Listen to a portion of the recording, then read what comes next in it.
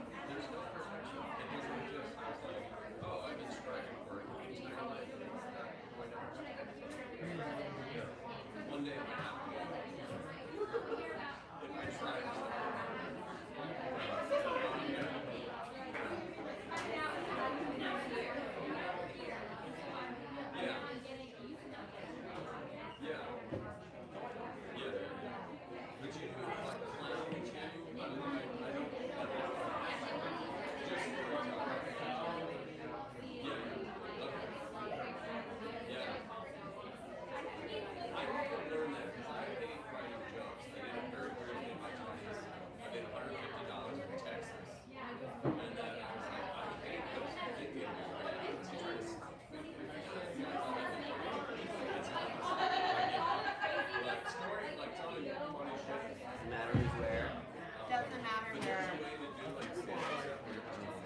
I'm gonna sit in the way where I can. Well, yeah, I mean, yeah. Okay, and then these mics are for the live stream, not for this, but they're helpful for us to be able to provide accessibility. Hi, live stream. We're going to start in just a second. Hello, everybody. Hi, welcome. Hollywood Fringe. It's nice to see you all. We're going to start the panel now. Thank you all so much. Before we get started, the Hollywood Fringe acknowledges that we are on the unceded lands of the Tongva Gabrielinos peoples. Gabrielinos peoples, thank you. Our statement serves as a practice as we commit to furthering our connection to Indigenous communities, past, present, and emerging. I also wanted to let people know that we are live streaming today, so if you have any, you want to reference this at any time, it's going to be available on the Hollywood Fringe YouTube. It'll also be a podcast later, and so you're welcome to share it around. I'm going to jump in quickly. It's only an hour. There will be time for questions, so do not worry. But we're going to cover a lot of things at once. And the whole point of today is demystification. It's not, this is the pathway for you. It's about, these are the pathways that these fine folks have taken, and being able to kind of see what little pieces from each you can take to build your own. Before we get started, I just want to know what your name, your pronouns, and your affiliation with Fringe is. And or Dropout. And I'm gonna start first. I'm Ellen. I'm one of the co-executive directors of Fringe. Lois is somewhere else. My pronouns are she, they. And as a visual description, which is another thing, sorry, I forgot to mention, we do visual descriptions for people who are watching here, who might be blind or low vision and wanna have some reference for who's talking. I'm a white woman, I have brown bangs, I'm wearing an all brown ensemble, and we're sitting in front of a lit up Hollywood Fringe stage that has some pretty pictures on it. All right, I'm gonna pass it over to you, David. Could you do it first? Yes. I'm David Kearns. I'm the Chief Operating Officer and Executive Producer at Dropout. And he, him, and what else? Just a visual description. Oh yeah, I'm a white man with dark brown hair, wearing a off pinkish Henley and black jeans. And then what your experience with Fringe? I'm a Fringe lover and appreciator. I actually was in Fringe, Hollywood Fringe, Wow. 10 years ago. Wow. You never know, it's gonna happen. I love that. Yeah, and there we go. And I went to, lover and appreciator, here you go. Hi, my name is Courtney Peroso, she, her. I am wearing pinkish t-shirt, and I'm a white woman, and black jeans. I'm gorgeous. And my experience with Fringe is I did Edinburgh Fringe, and I was fortunate enough to have one of my shows produced as a special for Dropout TV. So, yeah. Hello, my name is Chris Grace, he, him pronouns. I have done Hollywood Fringe twice. I'm also on the Access Advisory Board for Hollywood Fringe.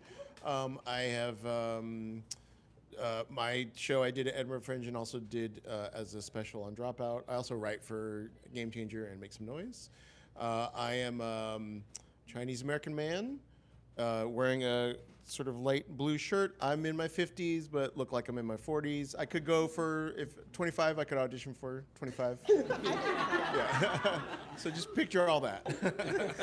I think that makes sense. I once auditioned for the live action Mulan for a part that was 18 years old. Sick. And when I went in the room, the casting director just started laughing. You miss all the shots you didn't take, you know? You gotta try. Well, it's so lovely. I know you very well, and I'm so excited to get to know you too. But how tired are you? I just really I think that what has been such a conversation for all of us is it has been a very brutal 5 years for us here in Los Angeles in the performing arts scene.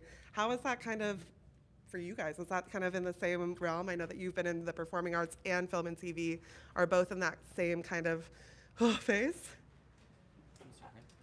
I have the mic, so I feel obligated to begin. I have a 16-month-old son, so I'm a little tired all the time from that. But I also kind of dipped out of worrying about some stuff for a while to worry about that. So I don't know if that's a good or a bad answer, but Yeah, I don't know. Things are always changing, so I try not to get too disheartened by things that I can't control in terms of like the business and the industry. I mean, you guys are all artists. We're all artists. You got to just keep doing your stuff and try to let let go of things that you can't control. Yeah. So. I don't feel that tired. I sometimes feel sort of overwhelmed by a lot of the things I think I'm supposed to be doing at any point. Like I'm doing a workshop for Edinburgh Fringe this year, and I'm doing some cities in the UK on my way up to Scotland, and the booker over there is like, the ticket sales are really light. And I'm like, hey, can we start? And in my mind, every day that goes by, I'm like, I should put up some kind of cool video that sparks people's interest. And then I put my head down on a pillow, and then it's the next day. But I feel a little overwhelmed sometimes about as a solo performer or stand-up, how we have to become full freelance entrepreneurs, small business owners. We have to book our own things, do our own logistics, and I don't know, increasingly it feels like we have to wear every single hat at once. And that there's other people that are better at doing editing your videos and stuff like that. But one, you don't necessarily want to delegate, and two, it's expensive. Yeah, sometimes delegating can cost as much time as maybe paying somebody to do it. Getting them to have your vision can sometimes be that time cost that you don't have, even if you do have the budget. Yeah. I'm also tired in that I have a 3-week-old. It's crazy. So I'm on paternity leave right now and a 3-year-old, but I'm very happy because it's people but I'd say, that was really an interesting way to put it, Chris, because I also see from my perspective at Dropout kind of just how the industry is going. It seems to be very much the case that as an independent artist and creator doing your own work, you need to be your own brand, and you need to be your own small business manager, as you said, logistics and everything else. And the level of prioritization that you need to have in order to keep all those things, what do I do today or next, it can be overwhelming because there are so many things and so many potential pathways that could be fruitful or completely not, depending on somebody else's advice. And I mean, for the past 5 years at Dropout, we've had amazing success, and I think that's a little bit of good fortune and good timing and good luck, and a little bit of just how the industry is going overall, this massive consolidation, that there are places like Dropout being one, but there are many other independent digital, whatever that means anymore, independent creators that are flourishing and have great opportunities, whether it's something as big little as Dropout or something like Smosh or individual creators that are just becoming more and more popular on YouTube, TikTok, whatever it is, that are pushing people to your show, to your brand, whatever, before you kind of can leverage that for financial prosperity. So it's an interesting time. Yeah, and sorry to surprise you with that question. I think it's just so good for us all to realize that it is a climb, a constant climb. And I think that a lot of the times artists will come and they'll be like, oh, I'm really burned out. And I'm like, well, maybe you need to take a break and come back in a little bit, and building that sustainability into your career, because it is at any level. I don't know anybody who's not just kind of clawing their way through. And so bringing that transparency into the conversation makes it so much easier for you to ask the tough questions. And my first question is, how do you know when something you have has legs? How do you know that it's ready to develop into something larger? If you have this little idea and you've played it once or twice, or maybe you've done a little run at Fringe, how do you know, I should keep doing this one? I wonder if you do know that. I think I've learned to trust my own instincts more, because there were both of the shows that I did at Hollywood Fringe that I took to Edinburgh. It was hard for me to describe. Unfortunately, I have a thing where if I'm describing a project of mine, people don't really see it until I do the whole project. I can describe it and pitch it and stuff and say, well, I think it's going to be like this or whatever, and they'll be like, okay, I don't know, it sounds weird or whatever. And then I write and do the whole show, and then they're like, oh, I knew this was going to be good the whole time. Um, so I don't know. Last year in Edinburgh, I did a different show every day of the month, which was the best time I've ever had at Edinburgh. It was very stressful, but I did out of the 27 shows. There wasn't. I thought I would come out of it being like, oh, this was the one people really respond. I should do this one. And what I found actually more was I had 27 ideas that were all like pretty good, and I don't know if any one of them I'd want to do for, a long time. So I don't know. It was more about how I felt doing it than like, oh, I got a standing ovation because of this one I did. I'm going to do that one. So but it's hard to, because sometimes you tell people like trust your instincts, and then they'll be like, yeah, I really. That's also when they do a show and you give them notes and they ignore all your notes, and you're like, this show still sucks 3 years later. Yeah. And they're like, I really trusted myself. And you're like, maybe you shouldn't have. I don't know. Yeah. I don't know how to find the difference between those two. It's really hard because you need feedback and confidence. And it's like those are two opposite like things to really taking feedback is hard. And figuring out what feedback actually matters is hard. I will say, when you do your shows, one thing I've noticed about my own shows is, so in my show, the Scarlett Johansson show that became a Dropout Presents thing, I still did that live until mid last year, and there's still about there's two 3-minute parts in that show that I'm like, this still isn't as good as I want it to be. And when I do it live, I come up to that section and I'm like, it's that section again. And I think I still haven't figured out how to do this part right. And then I just did a run of my other show called Sardines in New York, like last month. And that show, I don't have any of those blank spots.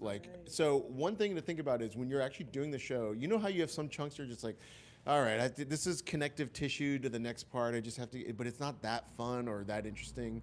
Like, that is something to listen to your internal, like, I'm not looking forward to showing an audience this part of the show. I don't know.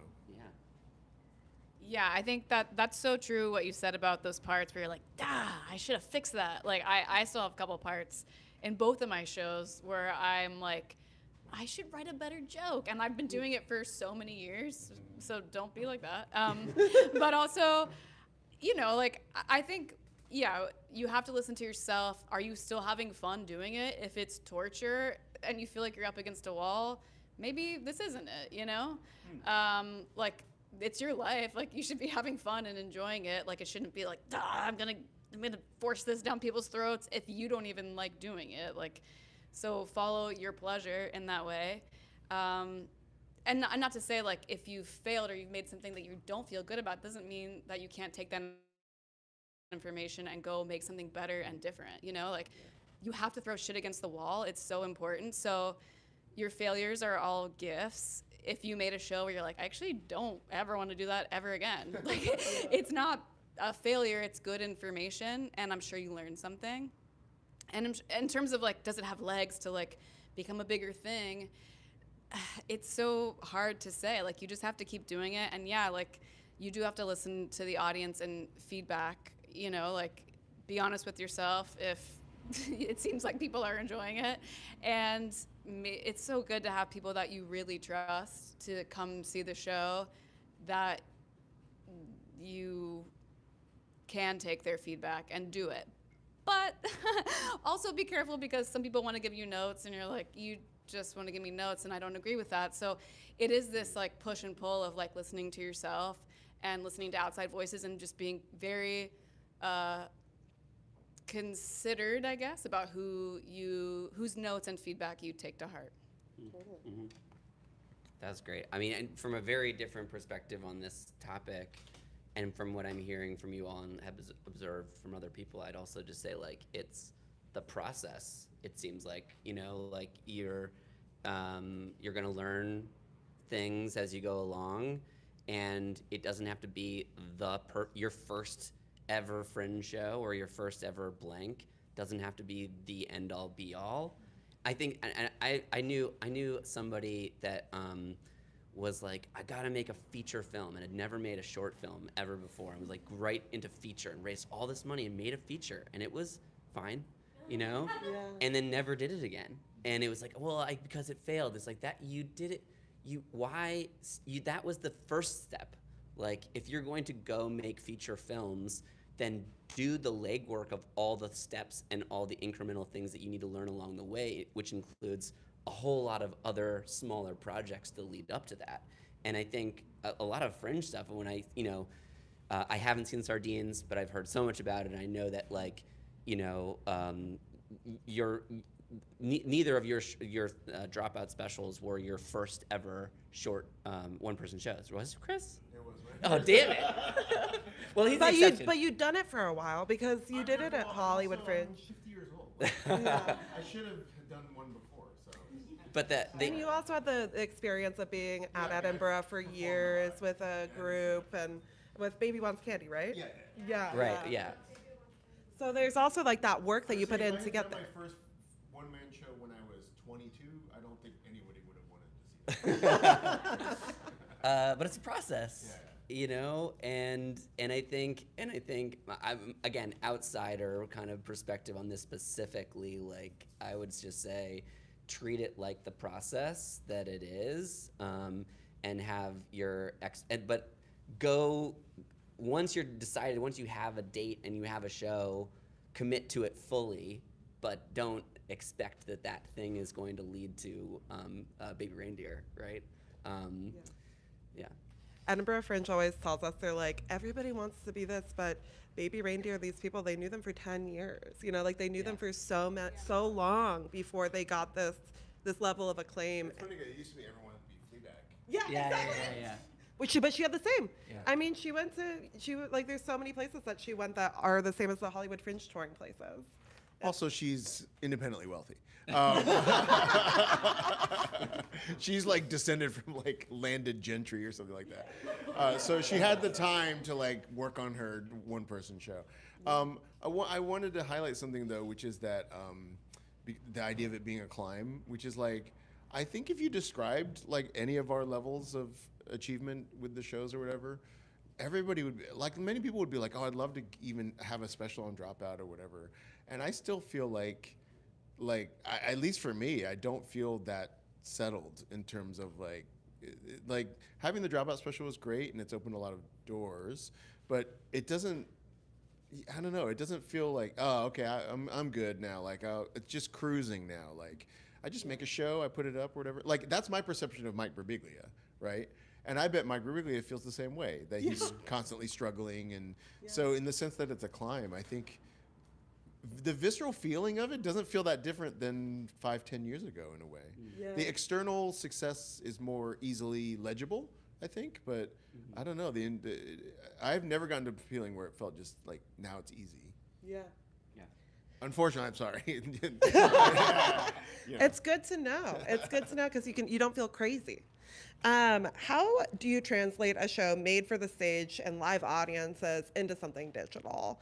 And how do you make sure it doesn't lose its theatrical magic that makes you feel like you're sitting in the room with the performer?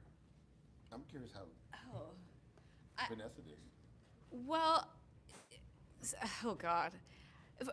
My special, Vanessa 5000, was like a live show that became a special, and I think just because it was visual and the concept was sort of, it's about a sex robot, and so you can see a picture of that and be like, oh, I know what that's about, or like, I'm gonna watch that, It just lended itself maybe to become a special in that way. Like, I will say my first show, I've been doing it since 2019. It's called Gutter Plum, which is a made-up word that makes no sense. And still couldn't really describe the show in a log line to you, and don't really want to, because I'm like, yeah, it's supposed to be mysterious or whatever, So the first thing I made was like not really pitchable, sellable, or anything.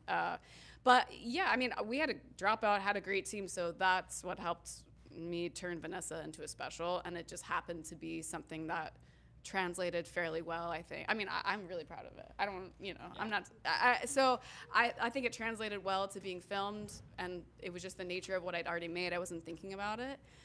In terms of like, if you want to take what you're working on now and like make a series or make something else with it, I don't have any tangible advice to give you except for that just experiment. Like maybe you don't know. Like throw something up and see if it takes off, you know? You probably all have different kinds of shows and maybe they're characters or I don't know. Any clowns in here? All right. Okay. All right. There's a lot at the festival, though. There's like 40 I this know, year. There's I a know. clown takeover. Yeah. So I don't know if that's good advice. Like I think you just have to try stuff and not be so precious about it working or not working. And you'll see if you lose the magic, or maybe it gets even more magical. You don't know what's gonna happen. For the Scarlet show that we done Dropout, I specifically wanted it to be for the home viewer.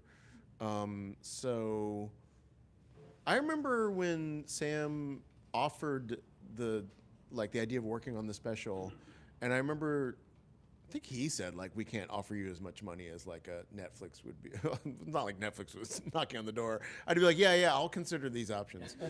But I remember thinking, it doesn't matter if somebody else wants me to do it with them, because at Dropout, it was pretty much just like, if Sam and David want to do it, we're going to do it. And it didn't have to go up, I don't think it had to go up any other approvals, right? And then I was basically allowed to just do whatever I wanted. So like there was so little creative like control put on me. And so when I pitched, I said, I want it to be like for the person at home watching it, because that's the main venue you're going to watch it. And I want it to be for someone who's watched a lot of Dropout. So like the Dropout version is pretty different than my regular live version. And it's funny now, I read all the Letterboxd reviews. And on Letterboxd, somebody was like, well, this isn't that good if you don't get all the Dropout references. I was like, well, how are you watching it then? Because it's only on Dropout subscription. So either you have a subscription or you're at your friend's house, and your friend should be explaining the references to you. You know. So that is, but for I just filmed the new show in New York, and that's a harder show to like translate to what the home. So that one is sort of it's a record of a live performance in a way. But I do think you should think about, when you put it to digital, you have an opportunity to shape so many external factors about how it exists, that you should think about what is special about your piece, how should it live, and also what are some things that the medium or presentation that you want to do can do that like you can't do in live theater. So there's things in the Dropout version that just they could not exist live, right? There's some things in my live version of Scarlet that we can't do on Dropout, or were difficult to do. So like there was in the live version, there's like layering of like audio in a way, and it's sort of like not clear in the space you're in what's happening or who is owning the space, and that's much harder to translate in a very literal form like TV, because in TV it's like I got to see a photo of the person talking, and it's everything's immediately committed to like reality with a camera, right? Whereas theater is better at layering metaphors on top of each other. So that's just something to think about. Like, I mean, I feel like at least one of your Hollywood Fringe shows should become one of those vertical video dramas. You know what I'm talking about? This fall I want to make some, because I love those so much. The one I saw was, it's called Stop, That Homeless Man is Actually a War Hero. And it's a 60-part vertical video drama. I bet one of your, like, it's like a burgeoning industry here in Hollywood. It really is. It's become a very popular way that a lot of people have been able to pitch themselves independently as well, because you're literally engaging people 60 times versus once. Yeah.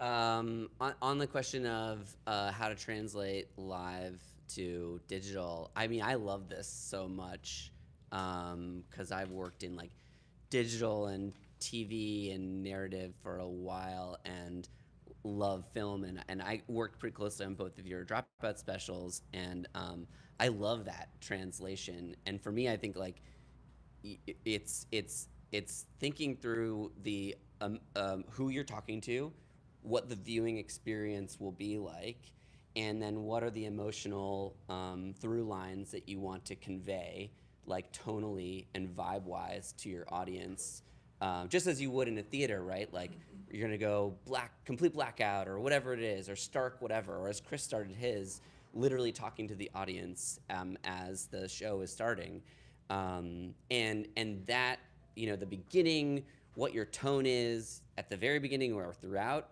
needs to be translated in film.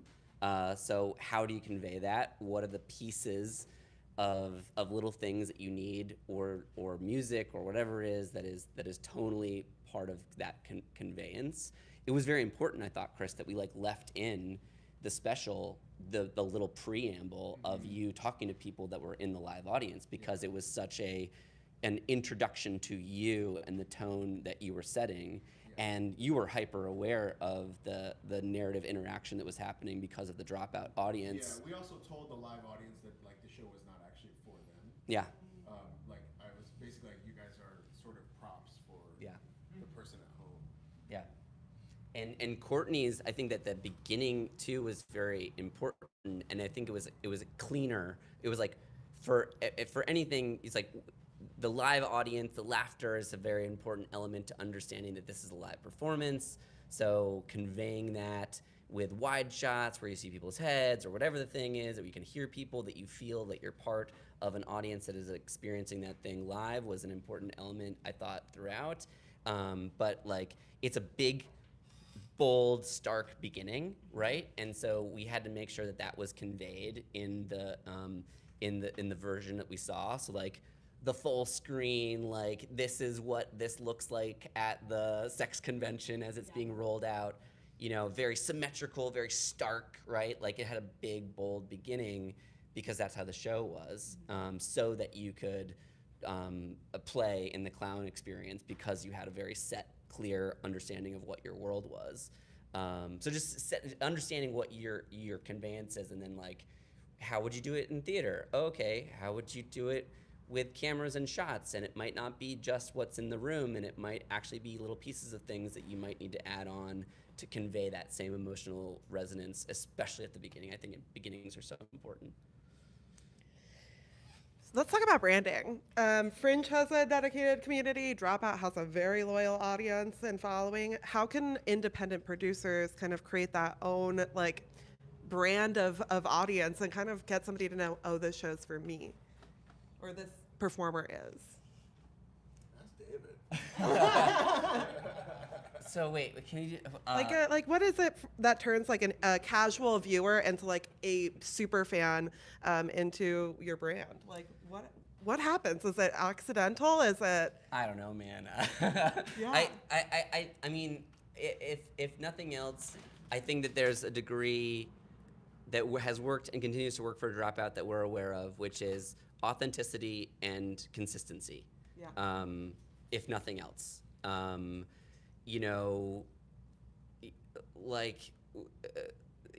Sam is, there's veneers and there's versions of people that you play up in certain scenarios for humor, but Sam is that guy, and he actually loves nothing more than to play pranks on people and have weird, fun with people.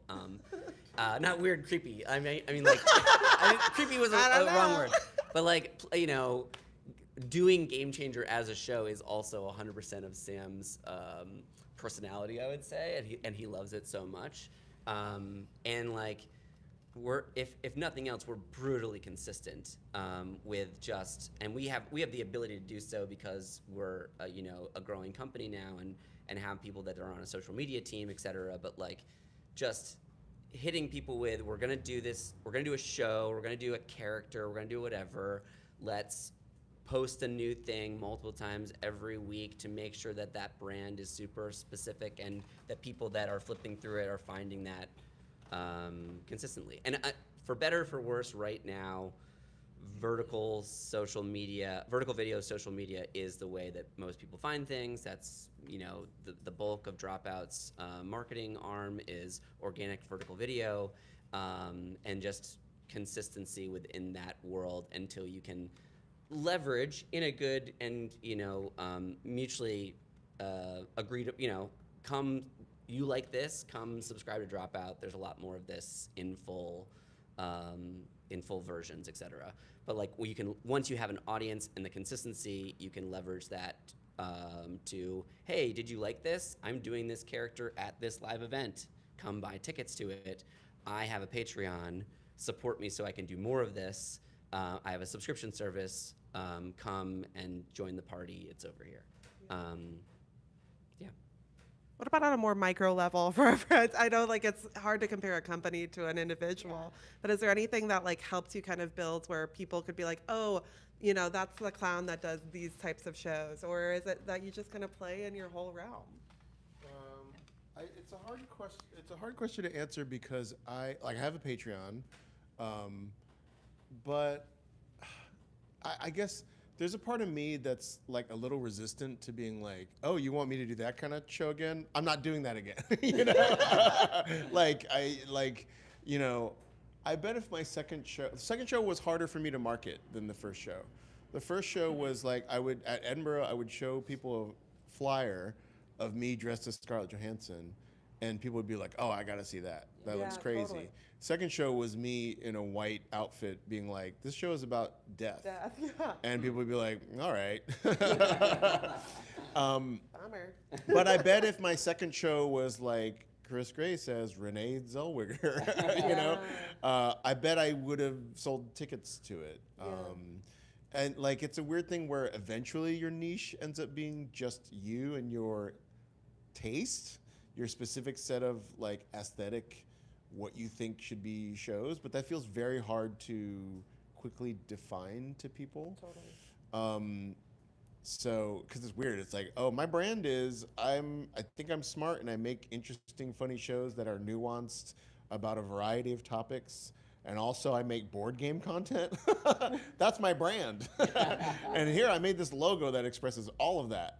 You know, like, I don't know, it's hard to, I think sometimes artists have I have this feeling that the branding discussion feels constricting a little bit. And in a way that's like not even necessarily realistic. I mean, it's like when I was in theater school and people would be like, you should do a lot of comedies. And I'd be like, I'm not gonna do comedies, I can do comedies and dramas. Meanwhile, I had no jobs whatsoever. But I was like, I'm so much more than this imaginary restriction you've put upon me. So I don't know the answer to that. I think that, like last year at Edinburgh, I didn't do any marketing. I bought one poster outside and I had flyers on me, but I didn't like hire a flyering team. And the Edinburgh is like, there's a lot of. That's pretty rare to do that at Edinburgh. And they go so lean. As a result, I didn't sell out the run, but I sold more tickets than I thought I would. And it was interesting. The audience was really warm. And I realized, oh, that's because they had to like look me up to come. Like they were not marketed into the show. They like sought out the show. So these are people like sort of on my, they presumably have liked things I did before and want to see me do it again. So I thought that was interesting. I didn't realize that till the end of the month, really. Totally. Okay, so I feel like, I think maybe as artists sometimes we like go like, branding, like I don't want to do that, or you know, it feels like I feel myself being like resistant to it, and then I'm thinking about it, and I'm like, but I think if people were to know me, they'd be like, oh, that clown girl, she's kind of naked sometimes. So I guess like over the years, I have cultivated a brand for myself, you know, and partially, like on purpose, and also just by, you know, you see what people are responding to. Sorry, this is. Do you think you could? The other people in the clown world, could you brand them and be like, this person's like this?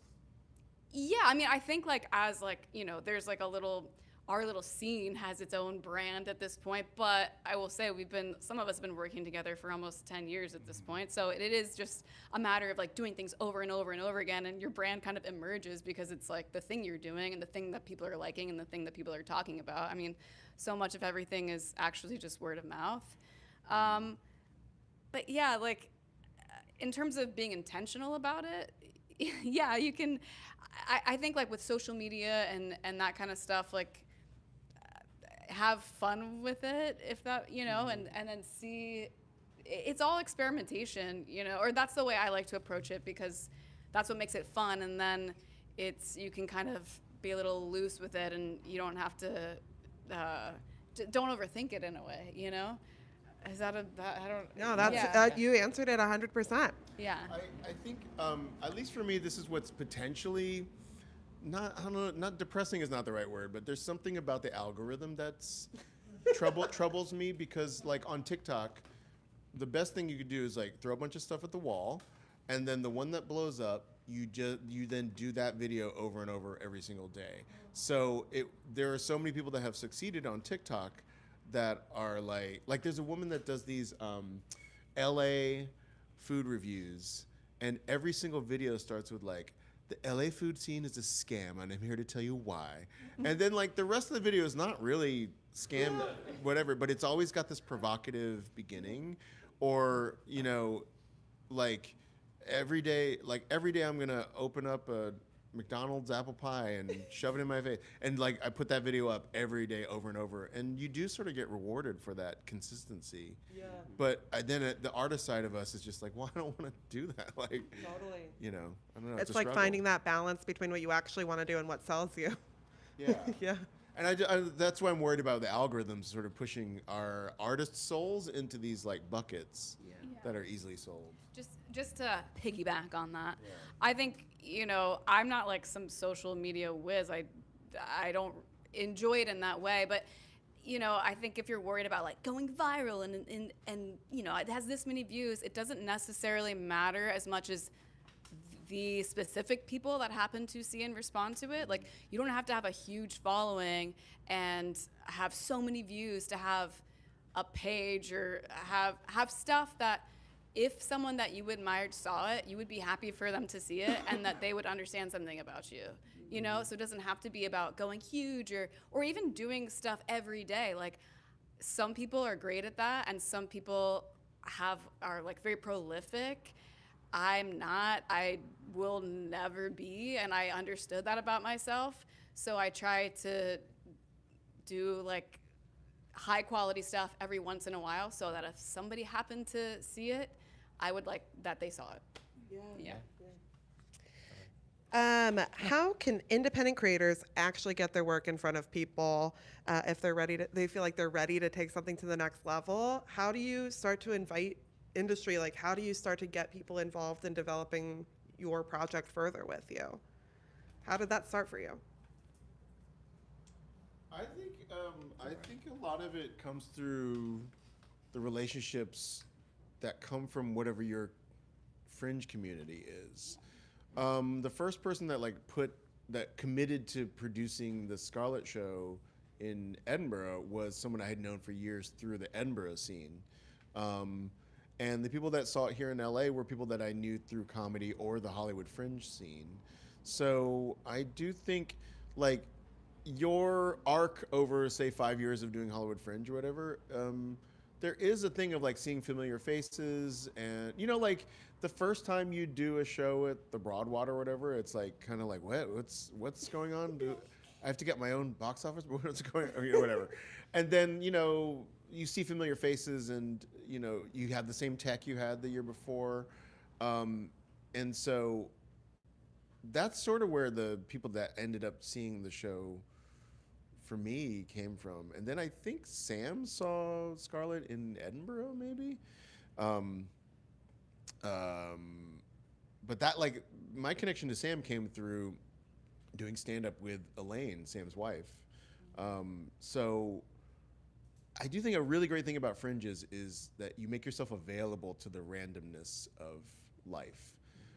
So that I know it's so annoying because like a part of me, like I'll just say this, and I know this is not fashionable to say, but I've taken jobs where I didn't get paid anything for sort of exposure, like to do something with somebody that I wanted to work with, and I have done plays with people just so I could meet the cousin of the person that was playing the lead who wasn't very good.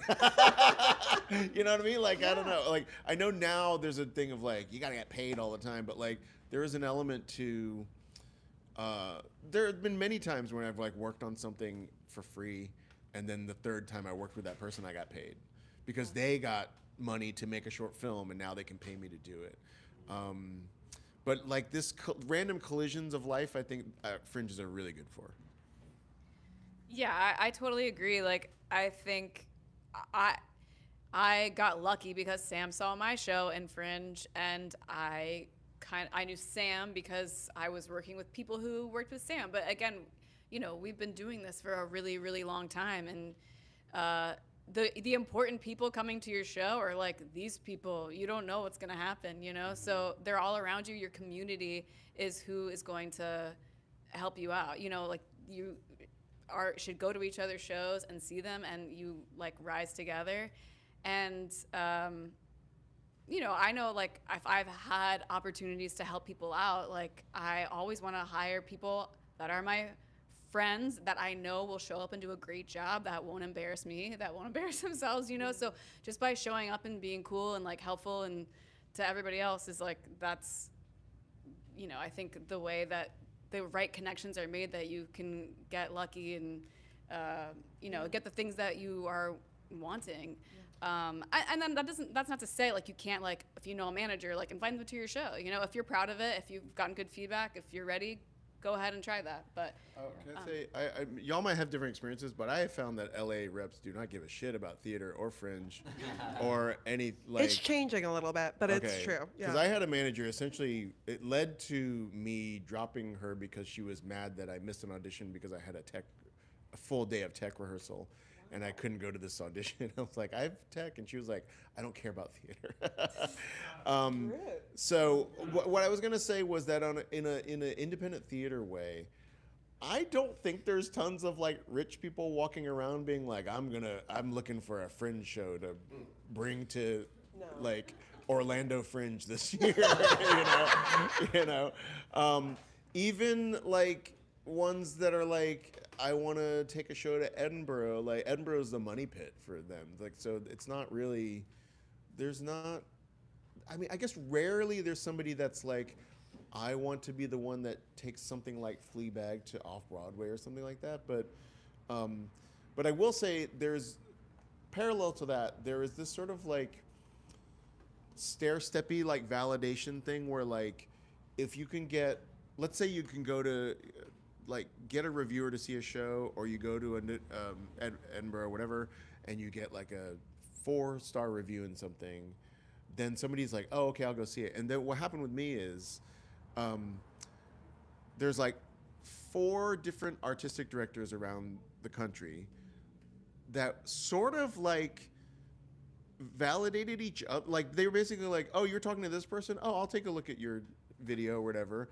Where none of them had really vouched for me yet, but they all sort of vouched for each other's vouching, and now like, so now I know these artistic directors that are like, oh, we love your work or whatever. But like, I remember having this weird feel. It's like when you in LA, everybody probably knows some celebrities, right? And then you're like, if you go with your celebrity friend to a party, and then because you're there with your celebrity friend, they're like, oh, you must be important as well. Like the sort of like social validation that happens in the theater world with artistic directors as well, because I mean it's probably a practical thing because they can't watch every single thing that they're presented with, right? So they're taking as a bit of like, so now that I've done a show at the Huntington Theater in Boston, if I send my video of my next show to like Portland Center Stage, they're gonna be like, oh, okay, he was at they'll look at the thing and be like, he was at another in a cover your ass way, I won't be fired for booking this person that was at the Huntington, so it happens in any job, but like that happens in theater too. Yeah. I want to name that it's 5:20. Is it okay if we stay till 5:45? Does anybody need to leave? Okay, great. And if you need to leave in the audience, we're going to switch into questions in 5 minutes. But I want to ask David, you the flip. What about, how have you found work?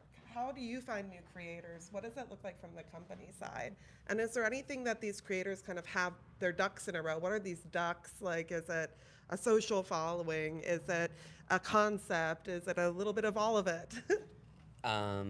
It's a great question, and I think that there's kind of like 2 different worlds here a little bit, which is like independent shows, specifically Fringe being the best, both Hollywood Fringe and Edinburgh Fringe being the creme de la creme of just independent creators telling amazing stories of various kinds, and then your own commercial acting success route in and of itself.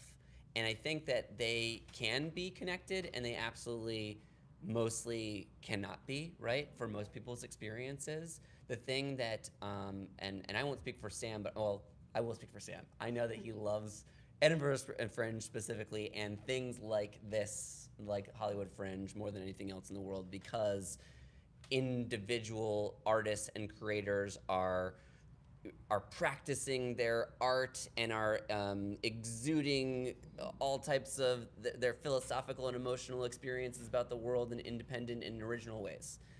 Hard stop, right? Like, that's why it's fun. And then, is that always going to be commercially successful? Hard to say, right? What we,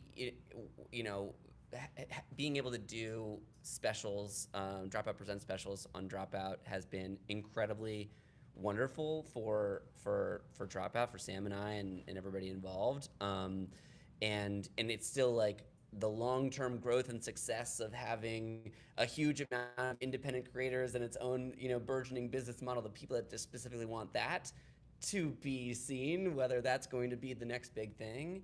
But also, it is a huge demonstration of an abundance of talent when you see, like, just the amazing clown work, the amazing storytelling, the amazing acting chops, comedy chops of the people that are out there. So, I mean, when we're like hiring and casting for a show, there's a lot of considerations that go into those things, and definitely, are they going to bring in their own audience because they have a huge following is definitely a big piece of that, for sure.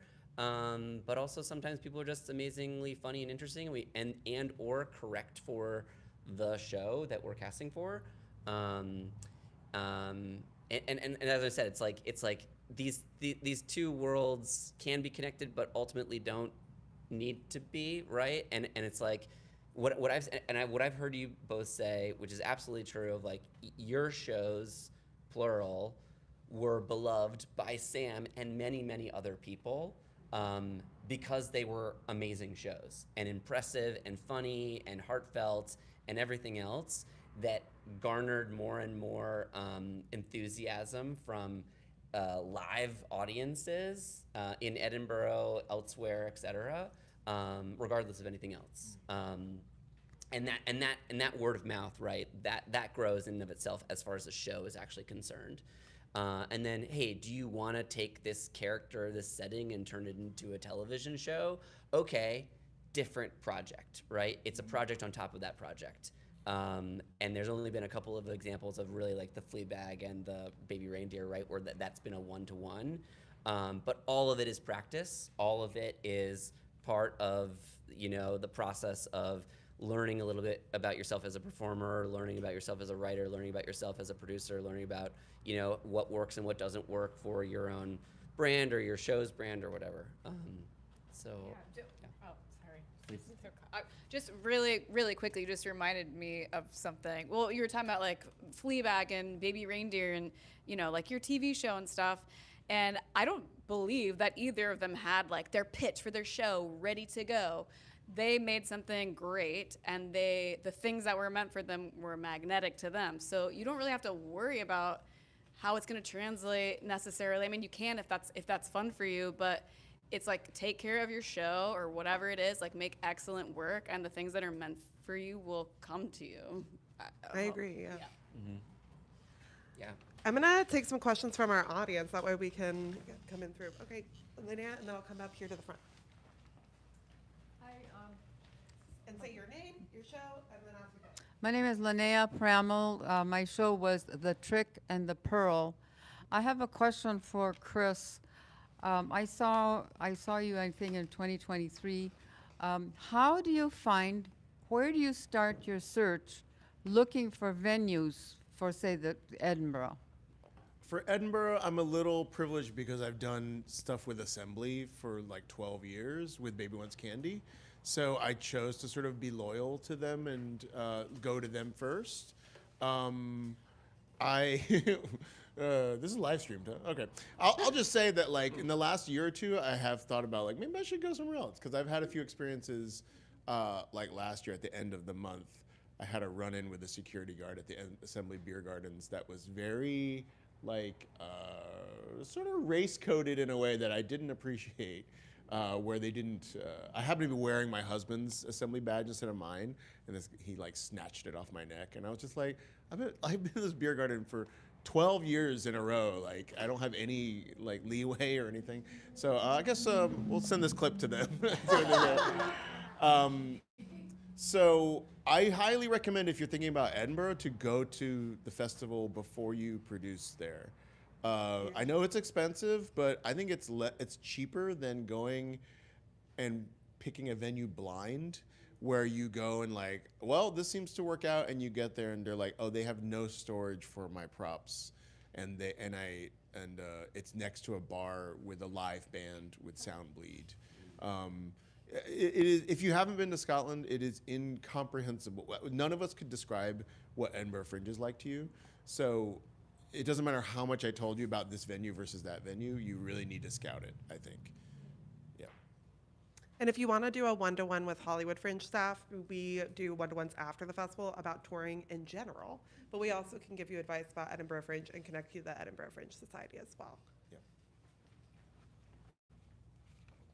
Hi, everyone. My name's Troy. He, him. I don't have a show. My friends have shows. I just wanted to say first off, I'm a huge fan of Dropout. Like, really annoying about Dropout. Like, I make my friends and family watch Dropout. That's not the only reason why I'm here, I promise. It's just one of them. But I wanted to ask, a lot of, like, you guys wear a whole lot of hats. I know Chris especially, like, in the behind the scenes videos, they talk about you writing and like producing and also kind of being in things. Courtney, like your show as well. I was wondering, how did you really get your foot in the door to prove, hey, I can do all of these things? And also, how do you manage wearing so many hats? Like, because you obviously have like your personal lives.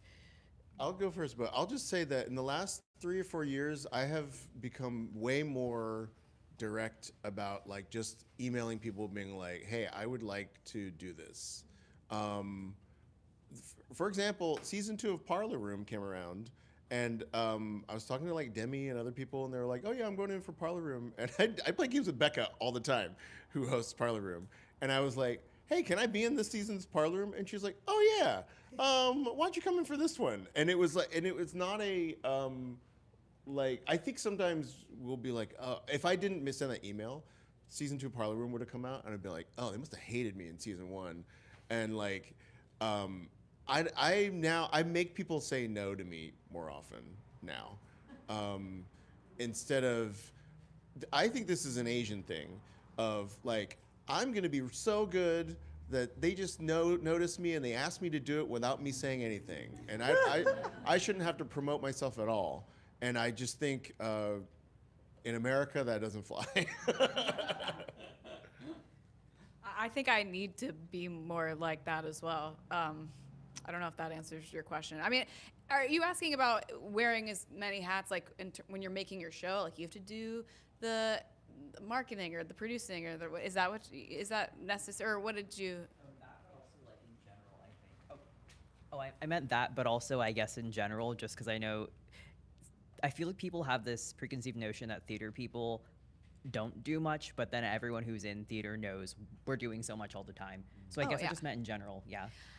I mean, you just have to do it, right? Like, you get your date and you're like, crap, I need a costume. I need a prop. I got to try this. I got to get another prop. And you are just doing it. And I personally, like, am not very tech savvy, but I figure it out, you know? Like, and you ask for help when you need it. And it does make you, to be kind of a one-man band, like, there's so many advantages to it too, because then you don't have to bother anybody else or have someone else do it wrong. Sometimes you do it wrong, but then it's on you. I mean, I think you just do it and learn as you go. And yeah, it can be really stressful sometimes. And then, you know, like I'm thinking about Natalie Palamides, who's a friend of mine, who's like, she's done 3 amazing solo shows. And the first 2, she was like touring with her little suitcase, and you know, her third show has so many props and so many gags that but she's at the level now to where she can have some help, Not that she always loves the way somebody else does it, because she does it best, and it's true, but, like she has producers now, so you can sort of, expand, but it all starts from having your little suitcase and doing it all yourself, Yeah, how do you feel about people saying, I want to do this? Or I think it's great. I love. I mean, and a couple different answers to this great question. Like from my perspective as like inside Dropout, we're making so many decisions on any given day, and some people think that like Sam himself makes all of the decisions, which is not the case, and then we'll feel personally affronted if it was like, I wasn't in this season to Make Some Noise. I was like, I didn't even cast it, man. Like, there's producers and directors and a whole other bunch of people that are doing all that work. If Sam was, or if Sam and I were making all the decisions at the company, there would be enough time in the day. could I list Dropout shows and you tell me why I wasn't cast?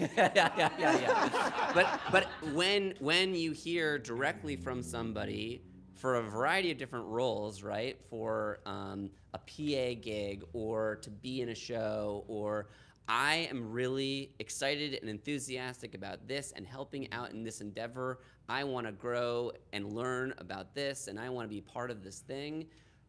Put me in, coach. It's like so easy. It's so easy to say yes. And then sometimes you'll say no. And the no doesn't have to be the end all be all of it. It'll never be no. It's just like, oh, we already have PAs this time, but great to know. Most of those times when we've gotten, a casting thing, as Chris is saying, or even just like, I would love to be a camera person, PA sort of thing, as long as you're, appropriately like have qualified, like that's an easy, enthusiasm is fantastic. Dave and I both worked on crowd control. Yeah.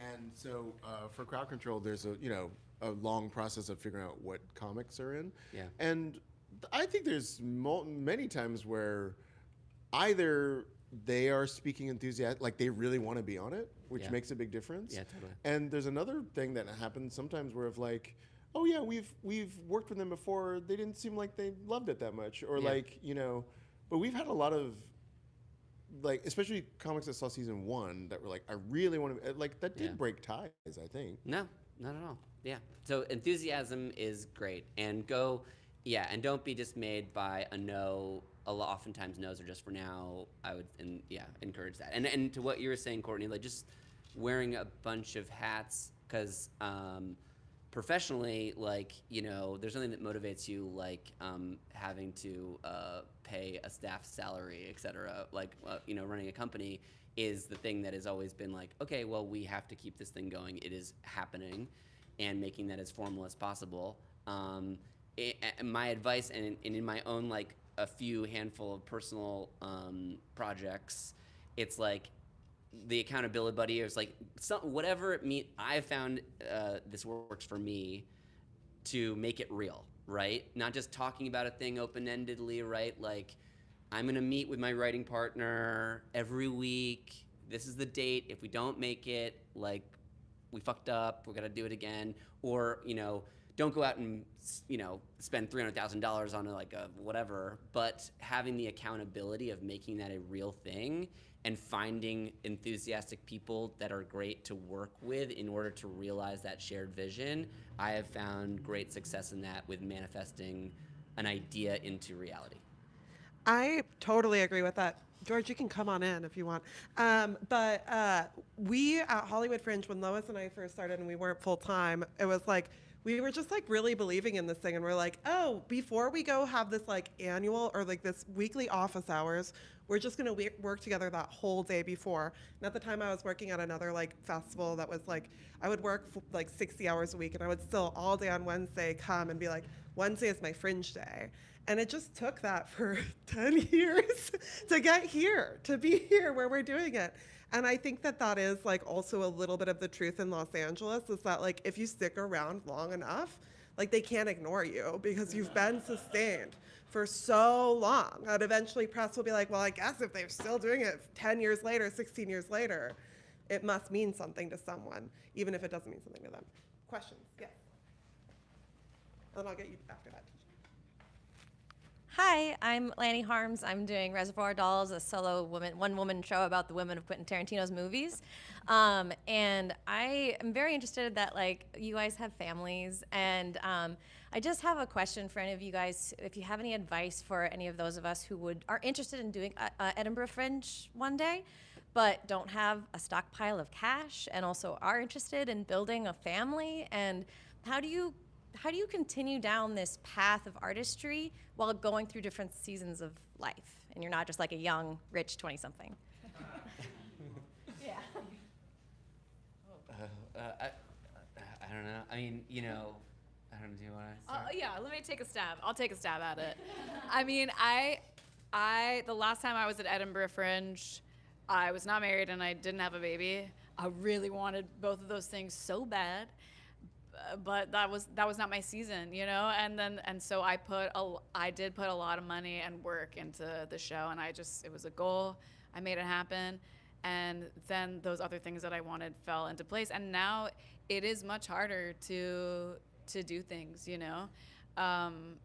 I will say that this is just a little, I did put a lot of money producing my Vanessa 5000 show, but with like the Dropout special and the paid family leave I got from having like a nice quarter, I was able to pay back my debt. So, but, so it was part of those like magical things. So I was like, oh, amazing, but it's all risk.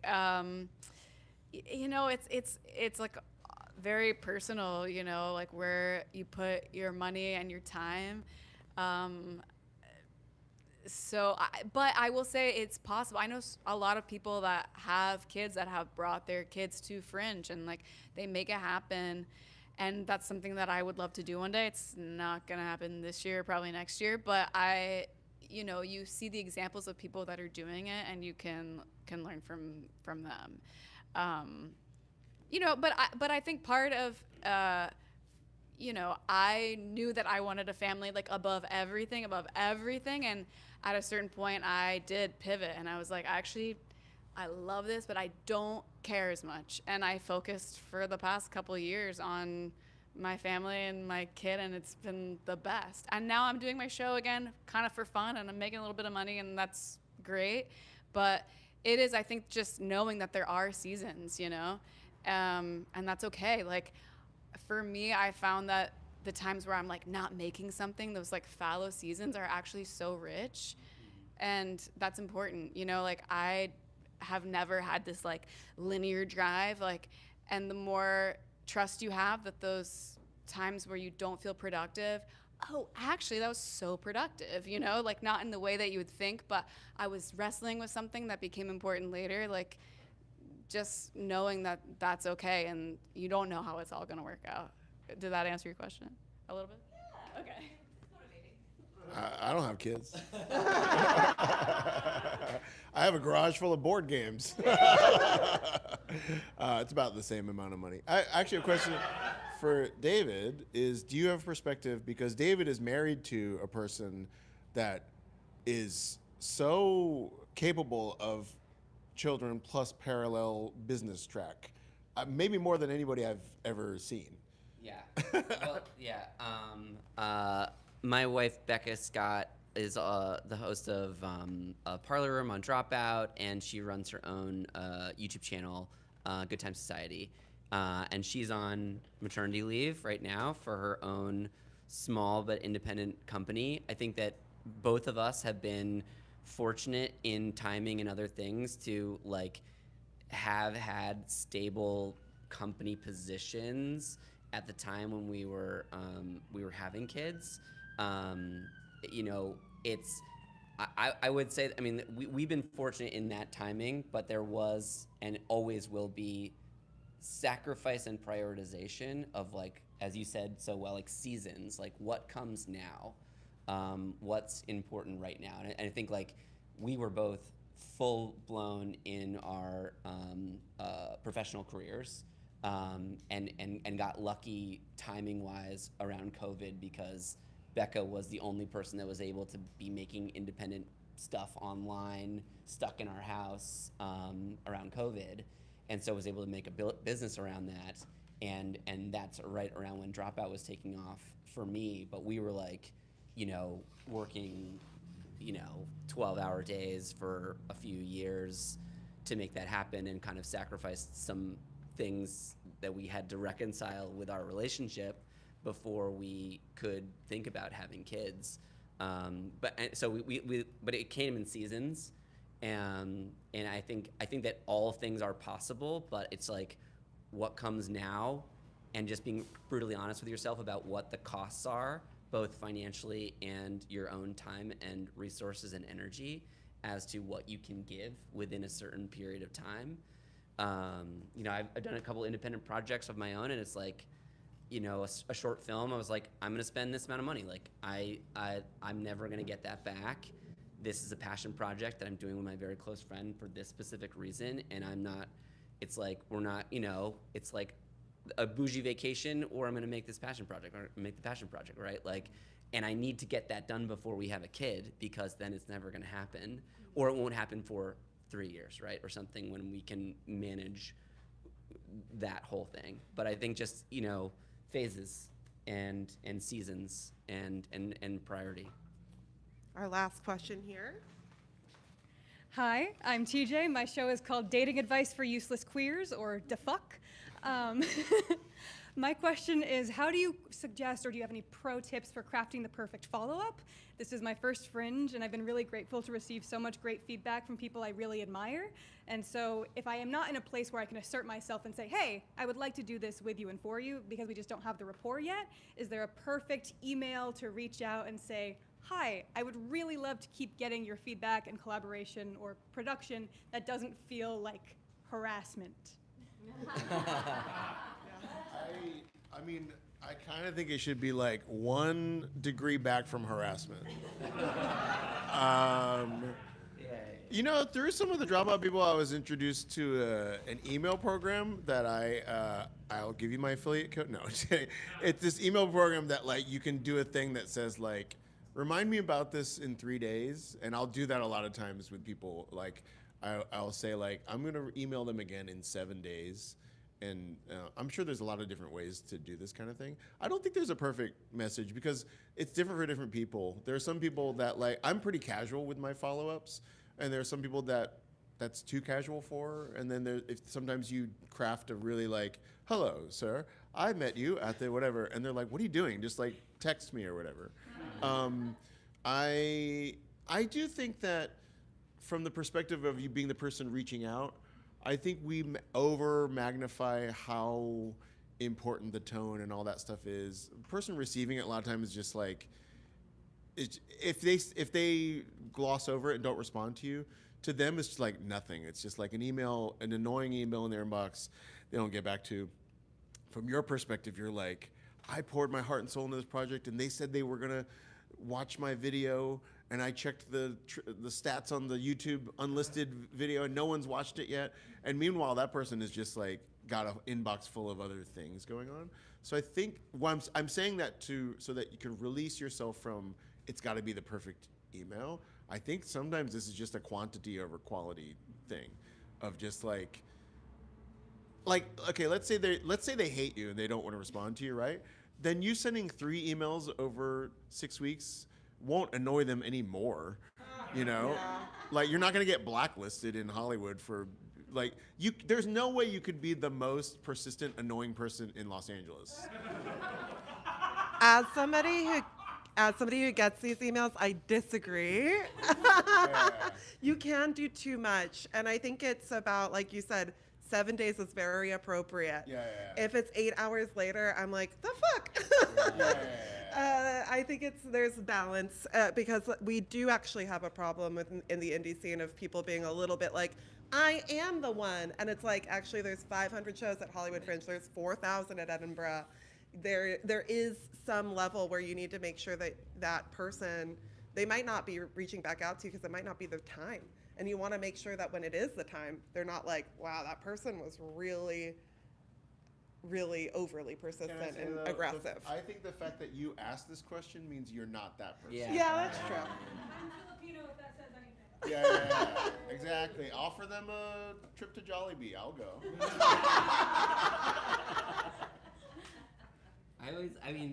Yeah, I think that more than once a week don't do that. And then I mean, maybe this is a personal thing too. I think the length of an email, if it's a really long email, it's so much easier just to disregard it completely, versus like 3 paragraphs tops, right? Like, oh, this person, I remember them, and I'm done with the email reading, and I can either respond or like, a quick little thing. A paragraph is like, it's so much easier for me to disregard. But I think a follow-up is great, and I think but making it easy to, like, fun, enthusiastic. Here's a link where you can find my thing that I do, and this is why I want to do the thing. Oh, cool! I'll click on a link. Sick. Yeah. But if it's 3 attachments after a life story, then I'm like, and I don't have time for this. As soon as I see that they don't understand what Hollywood Fringe is in the first 3 sentences, it's very overwhelming. And so I think it's also about like knowing who your audience is. Like, we'll go to an international festival and be scouting for a very specific international thing. They'll be like, you could program everything. And I'm like, we don't. And it's literally where you found my email, right under it says what I do, And I think that doing that little bit of research and telling them why you matter to them and why you fit within their actual programming. So for instance, if I was pitching at a Dropout, I'd be like, my show most reflects X that I really enjoy from your platform, and I think it's really interesting. Or if like finding those touch points where that person sees you as a person who's done the work. Yeah, absolutely. It makes it so much easier for somebody to want to read and respond to your email than if you send them your press release. Yeah, absolutely. Personalized, totally. I remember getting, this is back when we were College Humor, but we got like some very eager PA or something like that, or intern, called us Funny or Die in the email, and it's like, have you even, or even said, my favorite College Humor video is this one that's a Funny or Die one. It's like, you obviously haven't done. Landlord. Yeah, it's the landlord. Yeah. And it's like, come on, man. And I think that, but it's so important because then it like, that person messed up and I bet you they won't again, Yeah, totally.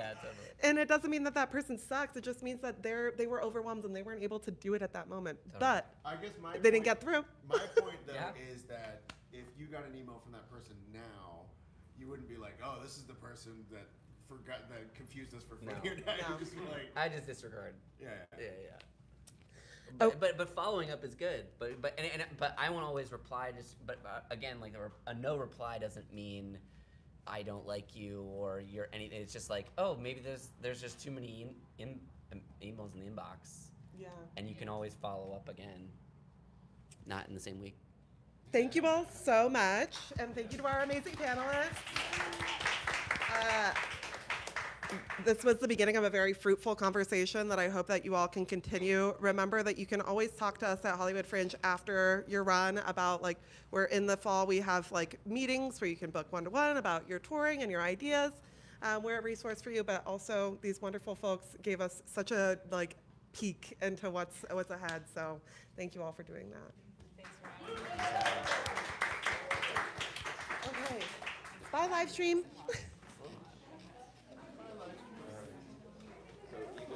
That's fun.